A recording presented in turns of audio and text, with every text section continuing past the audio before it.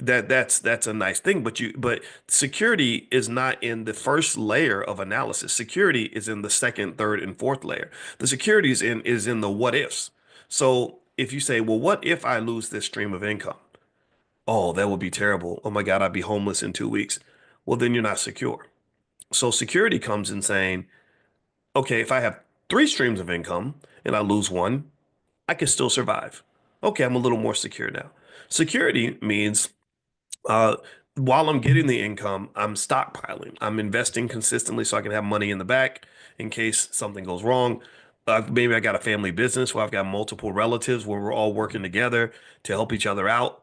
By being part of a unit, part of a gang, I'm a little bit safer. I own some assets that are what they call uncorrelated with my existing income stream. So I got some real estate over here so that even if the stock market crashes, I've still got my real estate. One of the biggest things I did in 2021 was when the market was really taking off.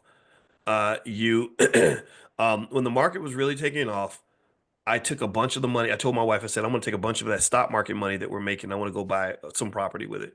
So I took all the money. I took a chunk of the money, put it down on some property. And then when the market crashed, I had that money over there. It was safe. It's like moving something out of the house in case the house burns down. So you don't want to put all your valuables in the same house, in the same room. Back to having options. That's a great point, Wallace. I think options, exercising your options actually is one aspect of financial security. You exercise, you have, or owning options. When you have options, that means you got moves you can make. So the question I would ask anybody, for example, if you're stuck on the corporate plantation and you got your income, is to say, do you have options? And what if you were in a situation where you had to exercise options or you had to evacuate the building or find some other way to get by? How do you feel about that? And if you don't feel comfortable with the situation, that means you're probably exposed to excessive amounts of risk that you may want to get rid of. And so risk is deep. Risk is deep. Risk is emotional. There is perceived risk, which sometimes can be inflated because it may not be as risky as you think. Like, for example, a lot of black people won't invest in the stock market because they perceive it to be riskier than it actually is.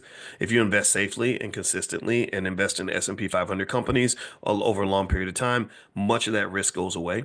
Market crashes don't bother the long-term investor. Market crashes. My wife has a lot of money in the stock market. She knows nothing about stocks, never cared about stocks. She just maxed out her 401k when she was 24 years old because her father told her to do that. Her father was a smart man. He was a professor at Tuskegee for 30 years. And basically she did what her dad told her to do. And as a result of that, she had plenty of money. My wife she's not marrying me for the money. I don't know why she chose little old me, but it wasn't for the money. That's for damn sure. And so what I would say to you is that sometimes our perception of risk can make risk seem greater than it actually is. But then sometimes we go in the other direction. This is the thing that I get frustrated by when I look at the culture and things like that. Is sometimes we're exposed to massive amounts of risk and we don't even think about it.